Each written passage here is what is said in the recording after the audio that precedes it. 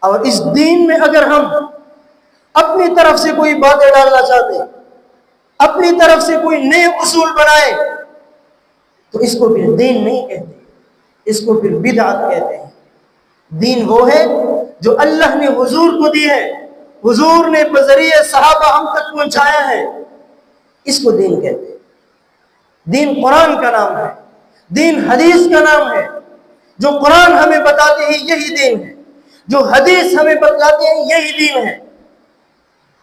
اور اس دین کے اندر اگر ہم نئی باتوں کو شامل کریں گے تو اس کو دین نہیں کہتے، اس کو کیا کہتے ہیں؟ اس کو بدعت کہتے ہیں۔ یہ بدعت یہ تعریف ہے، دین کے اندر نئے باتوں کو شامل کرنا۔ ہمیں کس نے یہ حق دی ہے کہ ہم حضور کی شریعت کے اور اللہ کے دین میں نئی بات اپنی طرف سے شامل کریں، احادیث میں گڑبڑ کریں، قرآن کی آیت میں گڑبڑ کریں، تفسیر میں گڑبڑ کریں؟ کس نے ہمیں اجازت دی ہے؟